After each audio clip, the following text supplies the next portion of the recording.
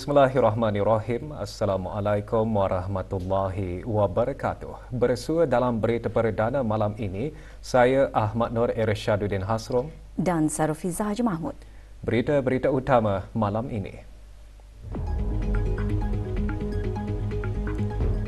Kebawah Duli Yang Maha Mulia Paduka Seri Baginda Sultan dan Yang di-Pertuan Negara Brunei Darussalam bertitah menegaskan pihak pengurusan Kupu SB hendaklah mengambil perhatian serius terhadap peruntukan undang-undang, peraturan-peraturan kerajaan dalam urus tadbir serta pengurusan kewangan.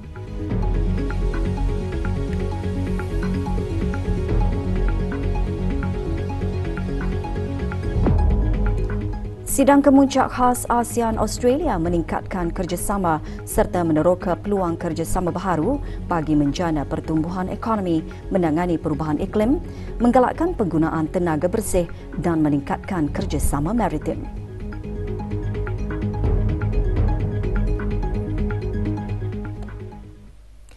Kebawah Duli Yang Maha Mulia Paduka Seri Baginda Sultan Haji Hassanal Bolkiah Muizzadin Waddaulah Ibni Almarhum Sultan Haji Omar Ali Saifuddin Sa'dul Khairiwaddin Sultan dan Yang di-Pertuan Negara Brunei Darussalam pagi tadi mengadakan keberangkatan tidak berjadual ke Kolej Universiti Perguruan Ugama Seri Begawan Kupu SB. Pada keberangkatan tersebut, Kebawah Duli Yang Maha Mulia bertitah menegaskan pihak pengurusan Kupu SB hendaklah mengambil perhatian serius terhadap peruntukan undang-undang, peraturan-peraturan kerajaan dalam urus tadbir serta pengurusan kewangan supaya ianya dapat dikendalikan dengan lebih teratur dan penuh accountability. Tegas Baginda tahap integriti, etika kerja dan akhlak pihak atasan dan semua warga Kupu SB hendaklah jangan dipandang ringan. Baginda bertitah Kupu SB tidak dinafikan telah melahirkan ramai para guru agama yang terlatih lagi berilmu. Namun bagi memastikan misi dan visi Kupu SB sentiasa berada di landasannya yang betul, titah Baginda, maka acuannya juga hendaklah sentiasa dijaga bersih, teratur dan mengikut peraturan. Lawatan beta pada tahun 2020 ke Kupu SB telah menemukan beberapa kelemahan yang perlu dibaiki dengan segera. Beta berharap selepas lawatan tersebut, semua kelemahan khasnya mengenai kebajikan dan hal ehwal penuntut dan modul pembelajaran di Kupu SB telah pun diperbaiki. Kali ini, beta terpanggil untuk membuat lawatan sekali lagi. Masih banyak kelemahan dilihat berlaku. Khasnya dalam perkara urus tadbir dan pengurusan kewangan Kupu SB. Pada hemat beta, kelemahan ini tidak boleh dibiarkan begitu sahaja. Khasnya oleh Majlis Kupu SB dan pihak pengurusannya. Sebagai sebuah institusi yang berlandaskan agama Islam, seharusnya nilai-nilai murni dan hukum hakam Islam mesti dipraktikkan dalam semua urusan pentadbirannya, termasuk amalan sekalian warga Kupu SB. Warga Kupu SB tidak boleh curang, walaupun sekecil mana benda, seperti telefon bimbit, tanpa mengira sama ada ia barang baru atau lama, akan dianggap ia barang curi dan hukumannya haram jika tanpa keizinan pemiliknya. Tegas Baginda, penemuan-penemuan audit tidak dapat dipandang ringan.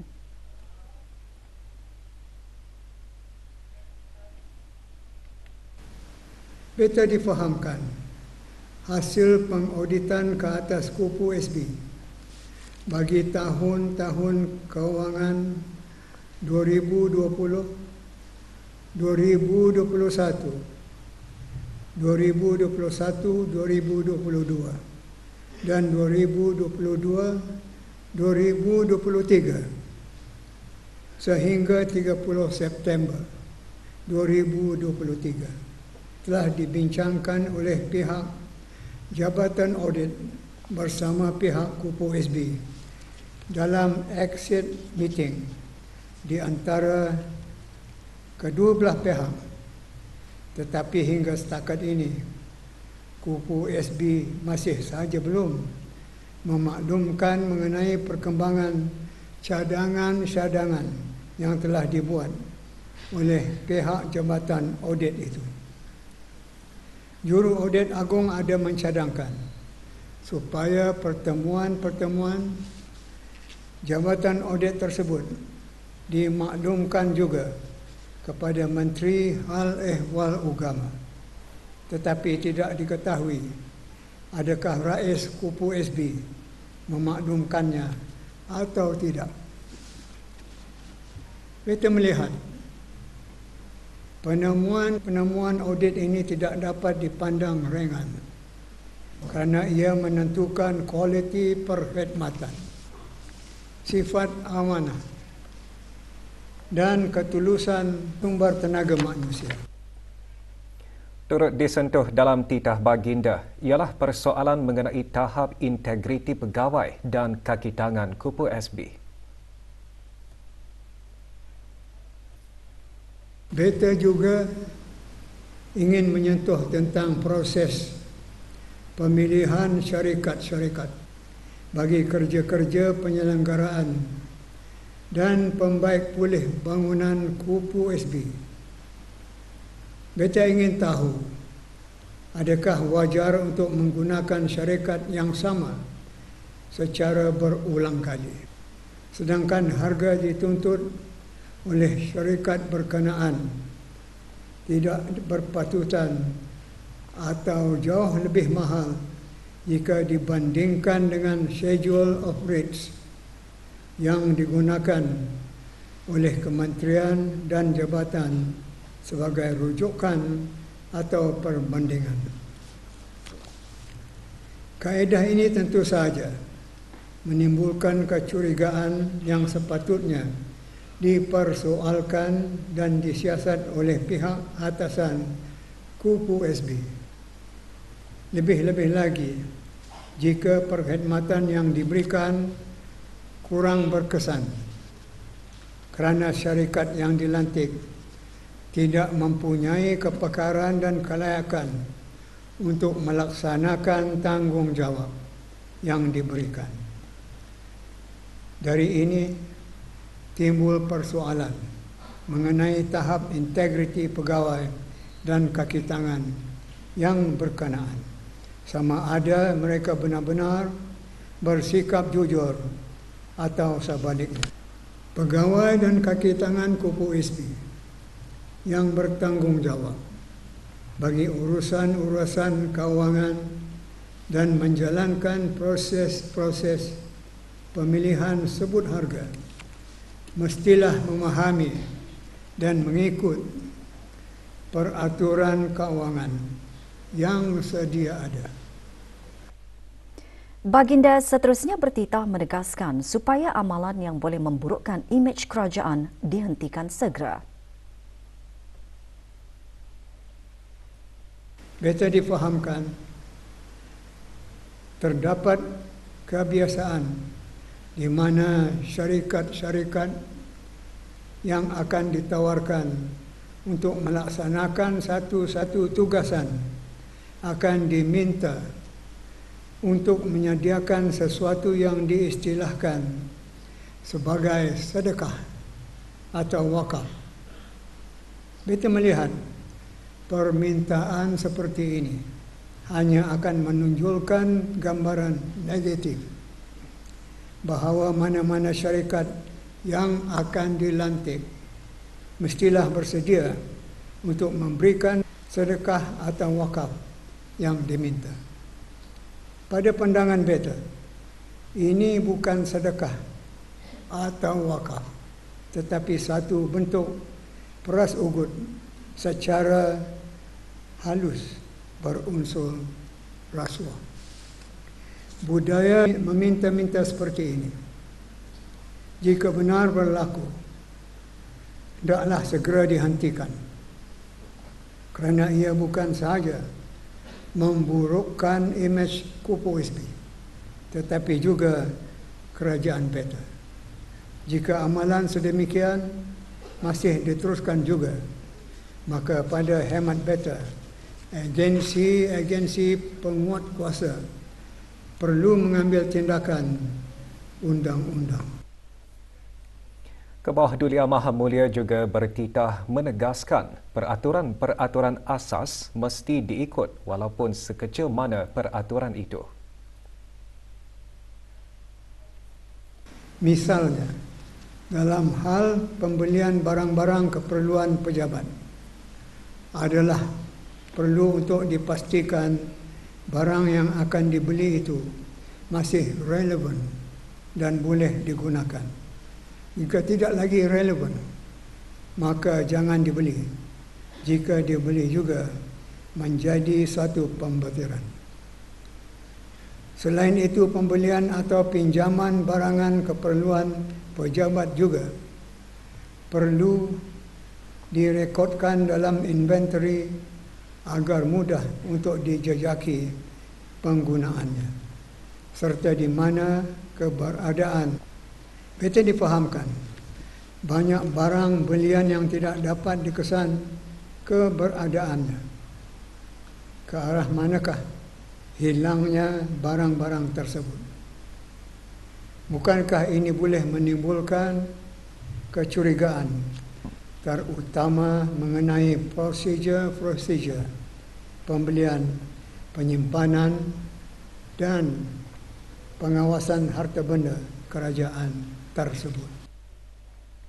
Satu hal lagi yang disentuh dalam titah baginda ialah mengenai garis panduan penganugerahan derma siswa, termasuk pengecualian dari bayaran yuran pengajian bagi pelajar asing yang telah diguna pakai. Sepatutnya garis panduan itu perlu mendapat kelulusan daripada Majlis Kupu SB terlebih dahulu. Mana tahu ada yang akan dibaiki menurut pendapat majlis. Pemberian derma siswa daripada pelajar asing termasuk kelulusan bagi pengecualian dari bayaran yuran pengajian juga tidak dibincangkan melalui Majlis Kupu SB, tetapi hanya dalam perjumpaan mingguan pentadbiran yang dipengerusikan oleh Rais Kupu SB sahaja. Ini juga menunjukkan pengurusan tidak teratur sehingga mengakibatkan jumlah tunggakan yuran pengajian di Kupu SB telah mencecah lebih RM1,5 juta. Beta ingin minta penjelasan mengenai penganugerahan derma siswa yang dibuat melalui proses tapisan keselamatan daripada agensi-agensi penguat kuasa kerajaan. Sedangkan perkara ini sangat penting berkaitan dengan keselamatan negara. Pengurusan pelajar, waktu pembelajaran dan elaun pelajar turut mendapat perhatian baginda. Beta difahamkan pihak pengurusan Kupu SB sedang dalam perancangan untuk mewujudkan satu sistem pusat bagi pengurusan pelajar yang antara fungsi sistem itu untuk memudahkan pihak pengurusan memantau dan merekodkan hal ehwal pelajar dari mula mereka masuk sehingga menamatkan pengajian. Ini termasuk modul-modul yang berkaitan dengan pengurusan akademik, co-curriculum, kewangan dan penilaian. Beta ingin tahu setakat manakah sudah perkara ini dilaksanakan. Berkenaan pembelajaran pula, beta ada mendengar desas-desus sebilangan pelajar yang merasa tertekan dalam waktu pembelajaran yang padat hingga ada yang berniat untuk menamatkan saja pengajian. Begitu juga dengan elaun penuntut-penuntut Kupu SB yang pernah tertunggak selama beberapa bulan. Adakah keluhan mengenai waktu pembelajaran yang padat serta elaun penuntut yang pernah ditunggakkan selama beberapa bulan ini benar? Apakah punca berlakunya perkara ini? Pernahkah terlintas di fikiran mengenai penuntut yang semata-mata hanya bergantung kepada elaun ini untuk digunakan pembelajaran mereka? Dan adakah ia juga melibatkan elaun bagi penuntut dermasiswa dari luar negara? Baginda juga bertitah menekankan mengenai peri mustahaknya melaksanakan tugas dengan jujur, bertanggungjawab, dedikasi dan profesional. Akhirnya, beta menekankan bahawa pihak pengurusan Kupu SB hendaklah mengambil perhatian serius terhadap peruntukan undang-undang, peraturan-peraturan kerajaan dalam urus tadbir serta pengurusan kewangan supaya ianya dapat dikendalikan dengan lebih teratur dan penuh accountability. Tahap integriti, etika kerja dan akhlak pihak atasan dan semua warga Kupu SB hendaklah jangan dipandang ringan. Khasnya betapa mustahaknya melaksanakan tugas dengan jujur, bertanggungjawab, dedikasi dan profesional tanpa membuka ruang untuk berpaling kepada perbuatan keji seperti mencuri, rasuah, penyelewengan atau salah guna kuasa. Semasa keberangkatan tidak berjadual ke Kupu SB pagi tadi, Kebawah Duli Yang Maha Mulia Paduka Seri Baginda Sultan dan Yang di-Pertuan Negara Brunei Darussalam berkenan meninjau beberapa kemudahan dan prasarana di Kolej Universiti berkenaan.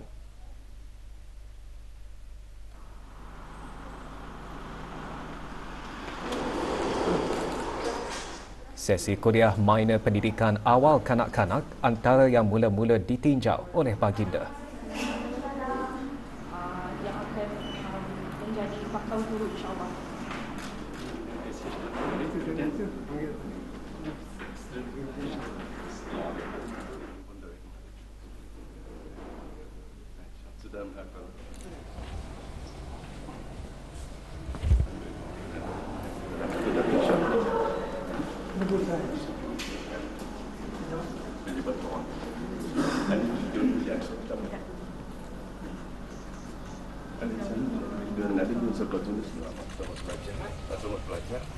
Perempuan, akhirnya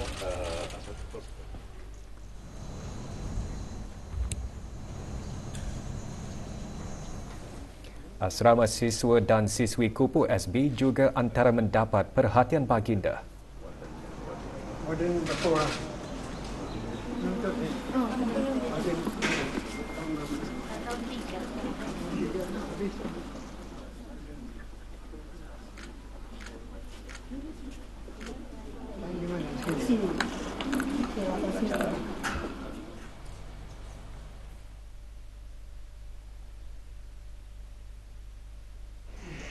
Sudah sini.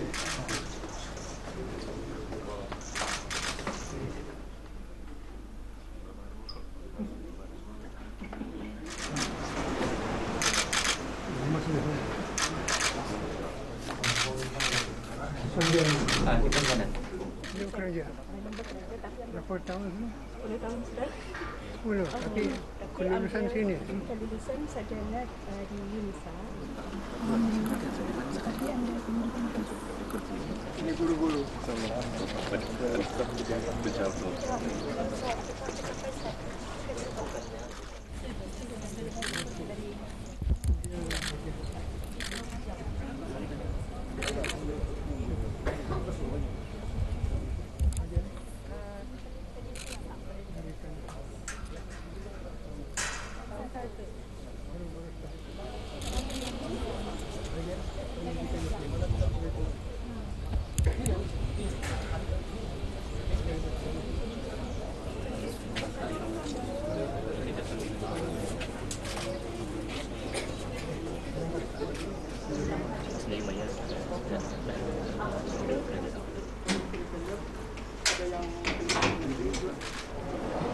Pada masa ini, 779 pelajar menuntut di Kolej Universiti ini dengan tenaga akademik seramai 50 orang.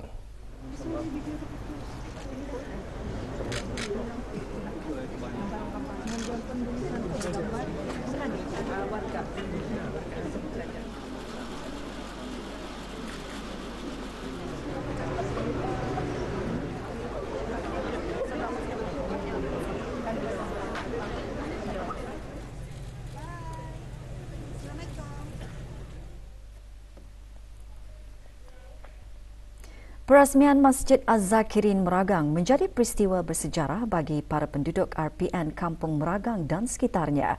Pembinaan masjid tersebut menandakan perkembangan pesat syiar Islam di Bumi Darussalam. Detik-detik bersejarah itu dimuatkan dalam sorotan perasmian Masjid Az-Zakirin Meragang.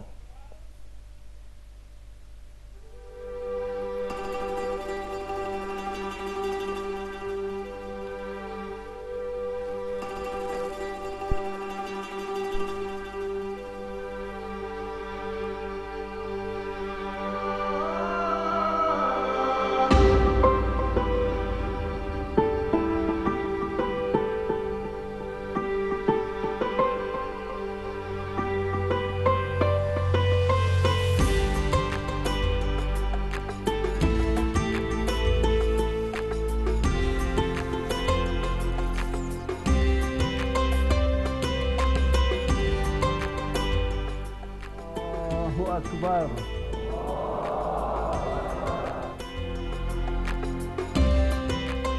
Allahu Akbar, Allahu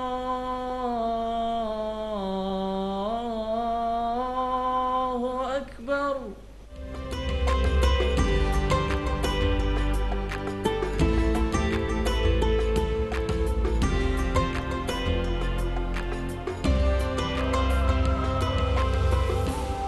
Sangat-sangat bersyukurlah kepada Allah SWT dan berterima kasih kepada pihak Kerajaan Kebawah Duli kerana menyediakan masjid baru di RPN Meragang ini. Alhamdulillah sudah terdiri masjidnya, apalagi bulan Ramadan akan datang. Alhamdulillah.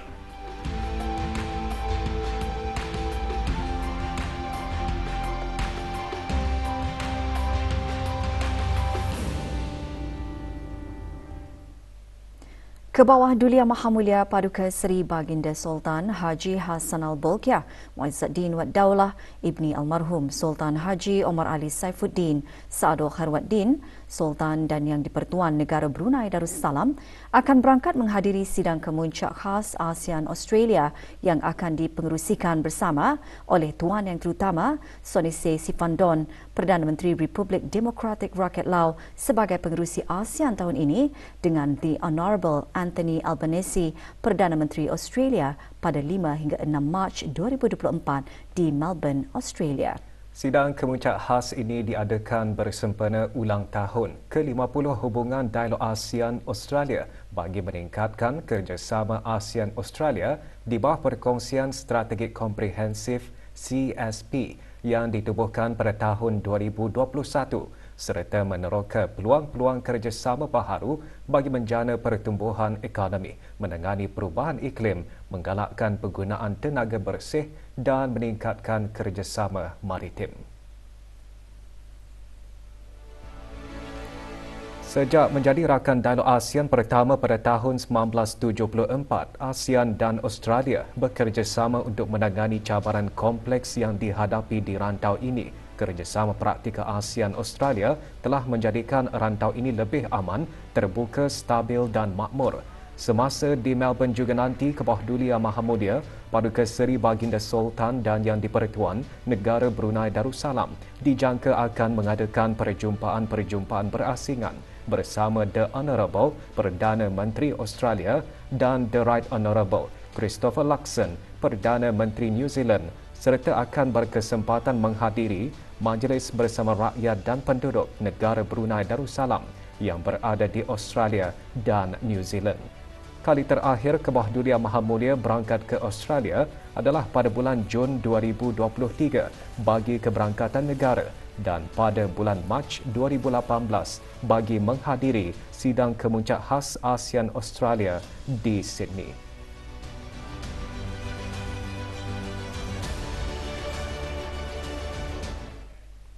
Peruntukan Kementerian Pertahanan dan jabatan-jabatan arah di bawahnya diluluskan pada hari keempat mesyuarat pertama musim permesyuaratan ke-20 Majlis Mesyuarat Negara bersidang. Laporan lanjut sidang Majlis Mesyuarat Negara menyusul selepas ini.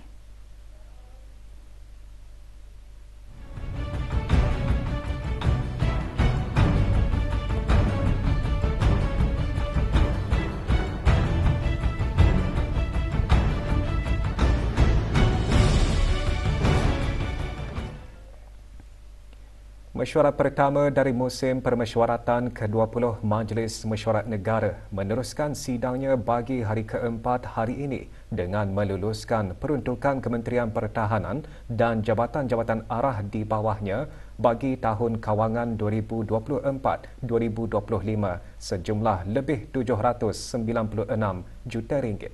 Sebelum meluluskan peruntukan tersebut pada sesi sebelah pagi, Dewan mendengarkan pembentangan mukadimah daripada Yang Berhormat Bihin Datuk Laili Raja, Major Jeneral Bersara Datuk Paduka Sri Haji Awang Halbi bin Haji Muhammad Yusof, Menteri di Jabatan Perdana Menteri dan Menteri Pertahanan kedua. Peruntukan yang telah dimanahkan ini sesungguhnya sangat dihargai dan insya-Allah dalam usaha gigih menyahut seruan titah Kebawah Duli Yang Maha Mulia Paduka Seri Baginda Sultan Yang di-Pertuan Negara Darussalam untuk mendukung perbelanjaan berhemah dan amalan berjimat cermat dan menepati tema belanjawan bersatu membina masa depan yang lebih makmur ke dalam perancangan Kementerian Pertahanan bagi tahun kawangan ini akan terus bertumpu kepada usaha-usaha merealisasikan pengurusan pertahanan yang cekap, bermutu dan berdasarkan keutamaan Kementerian Pertahanan dalam memastikan keselamatan dan kedaulatan negara sentiasa terpelihara. Menteri di Jabatan Perdana Menteri dan Menteri Pertahanan kedua turut menggariskan semakan dan penelitian dilaksanakan dari semasa ke semasa untuk mengukuhkan daya tahan dan keberkesanan berpandukan rancangan dan gagasan Force 2035 serta Force Structure Review dan mengesahkan hala tuju selaras dengan konteks persekitaran operasi kontemporari dan postal pertahanan Angkatan Bersenjata di Raja Brunei.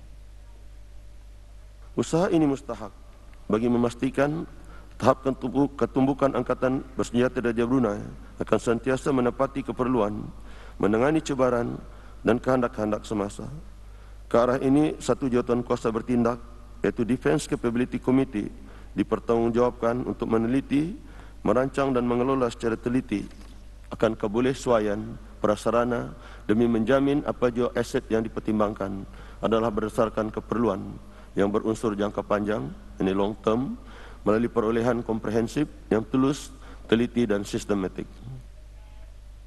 Dewan juga mendengarkan pembentangan mukadimah fokus belanjawan Kementerian Hal Ehwal Dalam Negeri bagi tahun kewangan 2024-2025 oleh Menteri Hal Ehwal Dalam Negeri.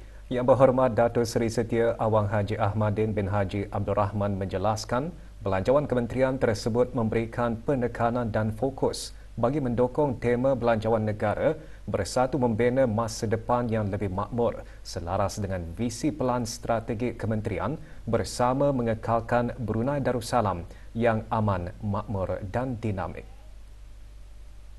Memfokuskan langkah-langkah dan inisiatif-inisiatif yang menjurus kepada 3 aspirasi utama iaitu keselamatan dan kesejahteraan, transformasi pembangunan bandar dan daerah, dan memperkasakan pembangunan komuniti, tadbir urus yang baik, dan penyampaian perkhidmatan yang berkualiti. Ke arah itu, untuk mencapai aspirasi-aspirasi kerjasama dan penglibatan dari semua peringkat termasuk pemimpin akar umbi, agensi-agensi kerajaan yang lain, sektor swasta, badan-badan bukan kerajaan, NGOs, syarikat berkaitan dengan kerajaan, GLC, serta semua lapisan rakyat dan penduduk di negara ini melalui pendekatan senegara Whole of Nation Approach. Usaha-usaha dalam meningkatkan aktiviti perekonomian di negara ini turut dilaksanakan, khususnya penglibatan perusahaan mikro, kecil dan sederhana PMKS dan Satu Kampung, Satu Produk, 1K, 1P. Antaranya projek Tunas Marketplace, Local Product Expo MSME, Festival dan Gerai Malam Permata Hijau. Inisiatif ini adalah bagi memberikan peluang peniaga kepada peniaga-peniaga mikro kecil dan sederhana, khususnya bagi peniaga tempatan. Alhamdulillah, dengan adanya inisiatif seumpama ini, sedikit sebanyak telah dapat membantu dan menyumbang ke arah mempertingkatkan jumlah jualan produk 1K 1P dari keempat-empat daerah, di mana jualan pada tahun 2023 adalah berjumlah RM917,956.24 dengan 160 orang pengusaha, berbanding tahun 2022 berjumlah RM821,405 bagi 152 orang pengusaha. Mengenai status pencapaian Pelan Induk Kemajuan Bandar Seri Begawan secara keseluruhan, hala 7 Pelan Induk tersebut disejajarkan dengan mengambil pendekatan senegara melalui stakeholders engagement menerusi penubuhan jawatan kuasa kerja yang turut melibatkan jabatan-jabatan berkaitan termasuk Jabatan Perancangan Bandar dan Desa serta Kementerian Pengangkutan dan Infokomunikasi. Ianya setakat ini adalah bertujuan untuk penyelarasan hala 7 mengambil kira pelan-pelan daerah iaitu district plan di kawasan bandar dan daerah-daerah adalah di bawah Jabatan Perancangan Bandar dan Desa, dan Perancangan Jabatan Pengangkutan Darat bertujuan untuk memastikan pembangunan di kawasan bandar dan daerah-daerah adalah diambil kira dan akan lebih menarik jika diwarnai dengan keindahan bangunan, taman-taman yang dijaga baik, persekitaran yang bersih serta kemudahan asas yang cukup yang mampu menjadikan bandar Seri Begawan dan bandar lain secantik lukisan Muni. Pada sesi sebelah pagi, Dewan juga mendengarkan respon mengenai cadangan mempercepatkan projek-projek tenaga yang boleh diperbaharui. Menteri di Jabatan Perdana Menteri dan Menteri Pertahanan kedua menjelaskan pendekatan bersepadu diperlukan dengan satu jawatankuasa pandu keselamatan dan kecekapan tenaga ditubuhkan, melibatkan pihak-pihak berkepentingan.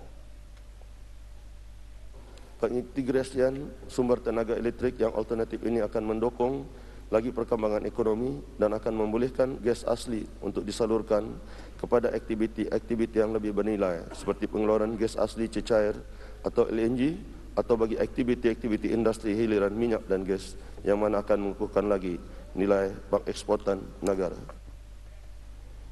Beberapa isu dibahaskan ketika Dewan menyambung sidangnya pada sebelah petang. Antaranya kebimbangan mengenai haiwan liar yang berkeliaran di tempat awam. Isu tersebut mendapat penjelasan Menteri Hal Ehwal Dalam Negeri dan Yang Berhormat Datuk Seri Setia Dr. Awang Haji Abdul Manaf bin Haji Matusin, Menteri Sumber-Sumber Utama dan Pelancongan. Jabatan Bandaran dan Jabatan Daerah memang membuat keputusan untuk menangkap anjing-anjing ini dan ini akan dilepaskan, yang akan disimpan ke National Shelter untuk memastikan keberadaan anjing-anjing arah hotspot ini, especially arah tempat orang beriadah akan berkurangan. Tapi dari segi penjagaannya memang mengikut piawaian standard yang tertentu, apa yang diguna pakai oleh NGOs yang lama mengendalikan isu-isu anjing liaran ini. Selain daripada mengadakan roadshow dan juga papan-papan tanda di kawasan-kawasan keberadaan buaya itu, ada juga mengadakan pihak Jabatan Perhutanan Bahagian Hidupan Liar mengadakan program tangkap buaya bersama.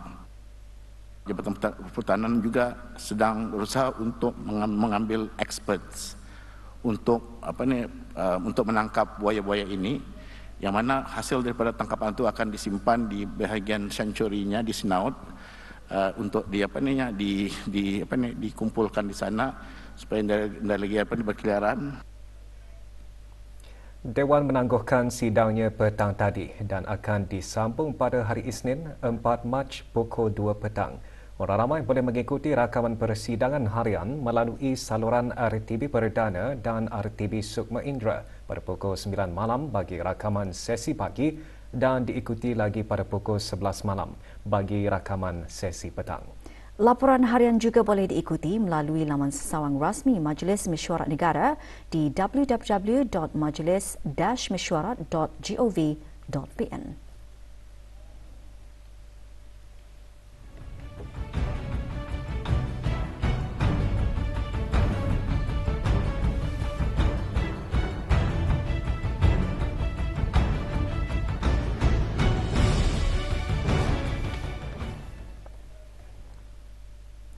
Negara Brunei Darussalam dan Republik Persekutuan Jerman komited dalam memperkukuh hubungan terutamanya antara Dewan Perundangan kedua-dua negara. Komitmen tersebut ditekankan semasa Yang Berhormat Pihin Orang Kaya Seri Lela, Datuk Seri Setia Awang Haji Abdul Rahman bin Datuk Setia Haji Muhammad Taib yang di-Pertua Majlis Mesyuarat Negara menerima kunjungan hormat daripada Yang Berhormat Gabriel Kaczmarek, Chairperson of the ASEAN Parliamentary Group in the German Bundestag, Parlimen Jerman petang tadi. Kunjungan berlangsung di bangunan Majlis Mesyuarat Negara. Kunjungan hormat ini menandakan hubungan mesra dan persahabatan yang terjalin sejak lamanya antara kedua-dua negara dan pada tahun ini meraikan ulang tahunnya ke-40 tahun. Semasa kunjungan, rombongan Parlimen Jerman juga menekankan kepentingan ASEAN dalam dasar luar Republik Jerman dan akan berusaha untuk meningkatkan kerjasama dengan rantau ASEAN. Rombongan Yang Berhormat Gabriel Kaczmarek disertai 6 orang delegasi dari ASEAN Parliamentary Group in the German Bundestag.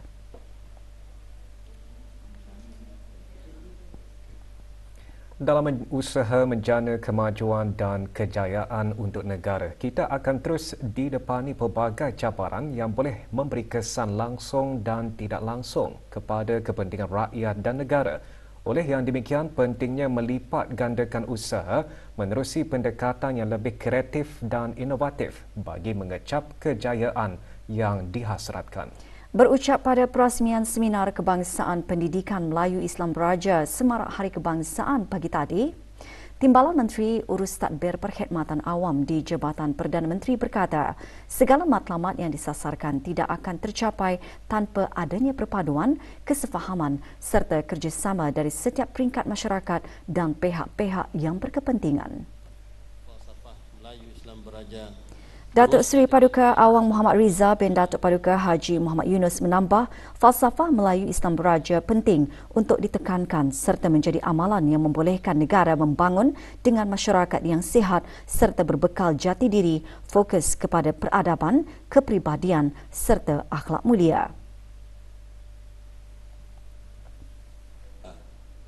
Pembentangan ucap tama bertajuk memperkasa penghayatan amalan dan nilai-nilai MIB ke arah merealisasikan wawasan 2035 disampaikan oleh Datuk Paduka Dr. Haji Abdul Latif bin Haji Ibrahim. Seminar sempena sambutan ulang tahun Hari Kebangsaan ke-40 dianjurkan oleh KUPU SB melalui Pusat Ilmu Teras dengan kerjasama Pusat Sejarah Brunei dan Pejabat Sekretariat Majlis Tertinggi MIB. Penyebaran dan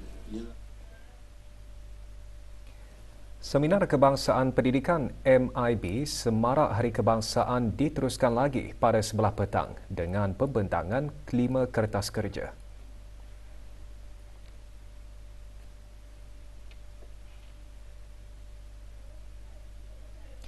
Hadir Awang Ajman bin Haji Meludin, Setiausaha Tetap Urus Tadbir Perkhidmatan Awam Jabatan Perdana Menteri. Seminar juga diserikan dengan forum khas bertajuk Pemerkasaan Pendidikan MIB dalam menghadapi hambatan dunia kontemporari. Forum menumpukan bagaimana pendidikan MIB diintegrasikan dalam kurikulum institusi pengajian tinggi di samping isu dan cabaran dalam pelaksanaan pendidikan MIB di institusi pengajian tinggi. Seminar berjaya menghasilkan 9 resolusi yang kemudian diserahkan kepada Setiausaha Tetap Urus Tadbir Perkhidmatan Awam Jabatan Perdana Menteri. Skim Persaraan Kebangsaan SPK diberi penghormatan anugerah 2024 Best of the Best ASEAN Awards untuk Most Improved Pension Fund yang dianjurkan oleh Asia Asset Management AAM. Tabung Amanah Pekerja TAP dalam kenyataannya menggariskan penghormatan tersebut mempamerkan pengiktirafan bagi usaha negara Brunei Darussalam dalam mengubah lanskap persaraannya untuk memastikan persaraan yang mampan dan inklusif untuk ahli-ahlinya.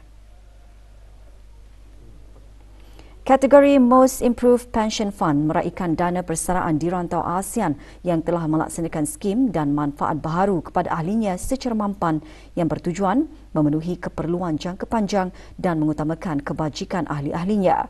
Anugerah berprestij itu mengiktiraf perjalanan negara dalam kemajuan inovatif yang dicapai dalam menambah baik skim persaraannya untuk menangani keperluan persaraan ahli-ahli dan peralihan demografi disebabkan terdapat peningkatan dalam golongan penuaan. Lebih 1,200 kilogram sampah dikutip semasa kempen kebersihan senegara pesisiran pantai bagi serpihan laut Coastal Marvel. Kempen di bawah jawatan kuasa induk isu-isu kebersihan diadakan pagi tadi di Pantai Tanjung Batu, Muara. Kempen disertai oleh Awang Haji Rosli bin Haji Ibrahim, Setiausaha Tetap Kementerian Hal Ehwal Agama, diungkayakan oleh Jabatan Pentadbiran dengan kerjasama Unit Kesihatan, Keselamatan, Kawalan Keselamatan dan Alam Sekitar serta bahagian bangunan dan pemeliharaan Kementerian Hal Ehwal Agama. Acara turut disertai 300 warga kementerian berkenaan. Antara objektif aktiviti menghasilkan data garis asas bagi serpihan laut di kawasan pesisiran pantai.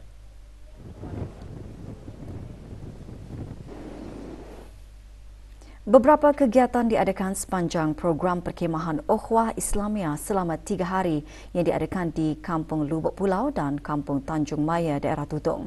Pelancaran program anjuran College Universiti Perguruan Agama Seri Begawan KUP SB melalui Fakulti Usuluddin diadakan pagi tadi di Masjid Kampung Lubuk Pulau.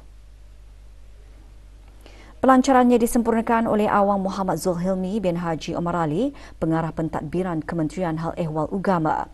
Dengan berkonsepkan 3S, syiar, salam dan silaturahim, ia dihasrat dapat merealisasikan objektif menanai tanggungjawab dalam kalangan pelajar dan pensyarah bagi mengeratkan ukhuwah Islamiah bersama penduduk kampung. Program dilaksanakan dengan kerjasama Majlis Perundingan Kampung Lubuk Pulau dan Kampung Tanjung Maya.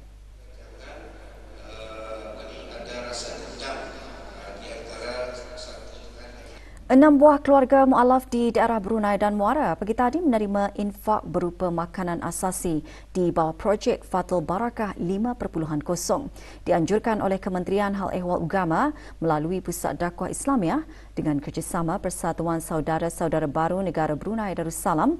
Penyerahannya dilaksanakan dengan mengunjungi kediaman para penerima di Kampung Subuk dan Kampung Kota Batu. Rombongan diketuai oleh Awang Haji Ahmad Abdul Salam bin Haji Abdul Rahman, Pemangku Pengarah Pusat Dakwah Islamiah. Turut diserahkan buku panduan sembahyang sunat tarawih dan witir Siri Bimbingan Mu'allaf dan Ratib Al-Atas Siri Bimbingan Mu'allaf. Projek antara lain bertujuan sebagai satu sarana dakwah dalam memeduli kesejahteraan perkembangan kehidupan serta kebajikan asnaf mu'allaf bagi menjamin kehidupan yang lebih baik.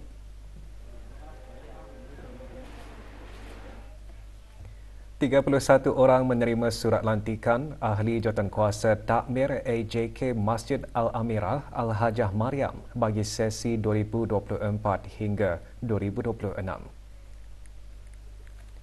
Penyampaian surat lantikan disempurnakan oleh Awang Haji Amir Hisham bin Haji Masri, Pemangku Pengarah Hal Ehwal Masjid. Majlis yang berlangsung semalam di Masjid Al-Amirah Al-Hajah Mariam juga diselajurkan dengan penyampaian sijil kepada mantan AJK masjid berkenaan. Menjelang tibanya bulan Ramadan, bahagian rancangan Radio Televisyen Brunei mengadakan projek tahunan jalinan kasih buat kali ke-16 dengan mengagihkan sumbangan di daerah Belait. 5 buah keluarga menerima agihan yang turut disumbangkan oleh beberapa buah syarikat tempatan. Projek bertemakan slogan RTB, Sentiasa Bersama Biskita, merupakan tanggungjawab sosial RTB dalam sama-sama mendukung hasrat kerajaan bagi mewujudkan kehidupan bermasyarakat yang penyayang dan prihatin kepada golongan yang kurang bernasib baik dan memerlukan bantuan. Hadir Muhammad Zulkarnain bin Haji Ibrahim, pemangku timbalan pengarah kemajuan RTB. Bengkel projek upskilling Tutong 2.0 dihasrat dapat meningkatkan tahap kemahiran keusahawanan dan kemahiran rangkaian perniagaan dalam kalangan usahawan belia. Dianjurkan oleh kumpulan Villaju Brunei, bengkel 2 hari itu diadakan di Dewan Serbaguna, Kampung Serambangun, daerah Tutong. Lebih 20 usahawan belia yang berumur 21 tahun ke atas dari mukim-mukim di daerah Tutong menyertai bengkel tersebut. Bengkel diisikan dengan modul-modul komprehensif merangkumi pelbagai aspek pembangunan perniagaan termasuk mengenai celik digital, celik kawangan, keusahawanan, strategi pemasaran, perhubungan awam dan kerjaya bidang pelancongan. Kami mengupskill orang-orang yang di komuniti Tutong atau supaya diorang dapat skills yang relevan untuk membina bisnes diorang atau memajukan bisnes diorang, terdiri daripada digital literacy, financial literacy, networking, marketing sama macam mana diorang kan pitch kepada investors. Majlis Perundingan Mukim Telisai dengan kerjasama Majlis Perundingan Kampung, MPK Danau, MPK Telisai, MPK Bukit Beruang dan Rancangan Perumahan Negara Bukit Beruang 1 hingga 4 menganjurkan Pasar Malam Gerai Mukim Telisai. Acara 2 hari itu diadakan sehingga hari ini. Lebih 30 pengusaha tempatan mengikuti gerai pasar malam tersebut. Ia dibuka untuk kunjungan orang ramai selama 2 hari. Turut diadakan aktiviti night ride iaitu kayuhan berbasikal berhias sejauh 5 kilometer.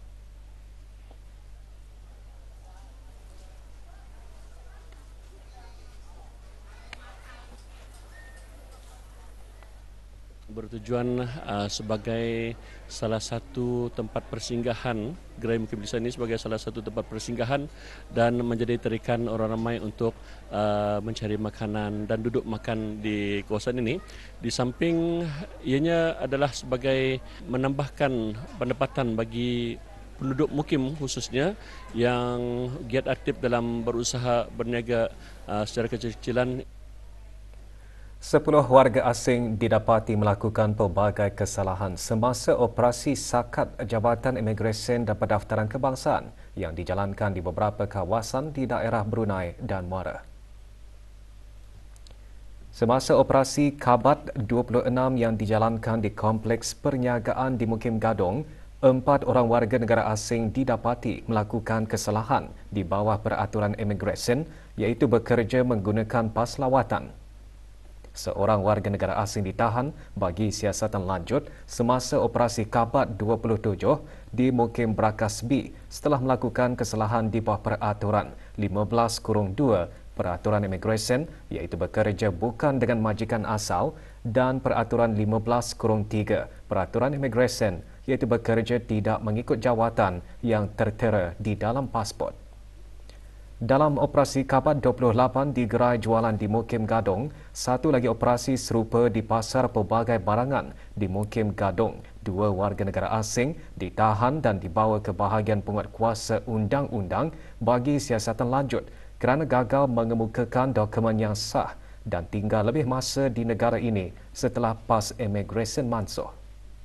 Manakala dalam operasi di Mukim Lumapas, 3 warga negara asing ditahan dan dibawa ke bahagian penguatkuasa undang-undang bagi siasatan lanjut setelah didapati tinggal lebih masa di negara ini dan pas imigresen mansuh.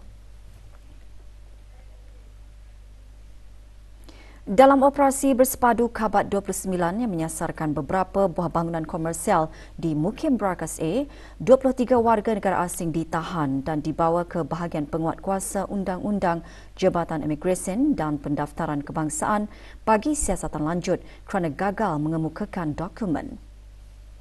Sementara itu, hasil pemeriksaan Jabatan Buruh mendapati beberapa kesalahan di bawah Perintah Pekerjaan 2009. Jabatan Buruh juga mendapati kesalahan melibatkan kesejahteraan pekerja seperti majikan gagal memberikan cuti rehat dan cuti awam. Jabatan Bandaran pula mengenakan kompaun RM100 masing-masing ke atas 3 warga negara asing dan seorang warga tempatan atas kesalahan di bawah Akta Kesalahan-Kesalahan Rampaian. Kesemua individu terbabit diberi tempoh 7 hari untuk menjelaskannya. Jabatan Bandaran juga mengarahkan 21 buah premis perniagaan untuk mengemas barang-barang perniagaan yang menghalang laluan kaki lima dengan serta-merta. Manakala 2 individu diarah untuk melapor diri ke Jabatan Bandaran bagi siasatan lanjut. Kejohanan Petong Bergu Terbuka Antarabangsa dan Jemputan Negara Brunei Darussalam membuka tiranya pagi tadi. Kejohanan berlangsung di Gelanggang Petong, Kompleks Sukan Negara Hassanah Bolkiah, Brakas. Perasmiannya disempurnakan oleh Pengiran Muhammad Amir Rizal bin Pengiran Haji Mahmud, Setiausaha Tetap Kesukanan Kementerian Kebudayaan Belia dan Sukan. Sekurang-kurangnya 200 orang menyertai kejohanan kali ini, terdiri daripada 23 buah pasukan tempatan dan 75 pasukan dari luar negara termasuk Thailand, Indonesia dan Malaysia.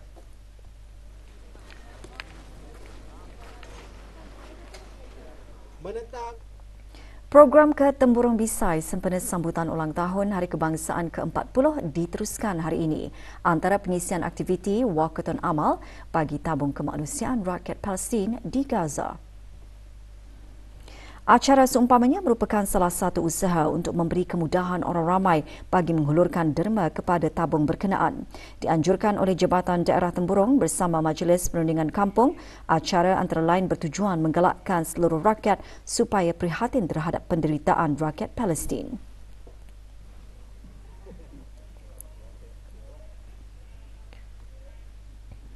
Kejohanan skuash sempena sambutan ulang tahun Hari Kebangsaan membuka tirainya semalam. Kejohanan berlangsung di Kelab Perkhidmatan Awam Mentiri. Kejohanan anjuran Persatuan Skuash Negara Brunei Darussalam mempertandingkan 2 kategori iaitu terbuka lelaki dan terbuka wanita. 16 pemain lelaki bersaing dan 7 peserta wanita menyertainya. Kejohanan akan berakhir esok.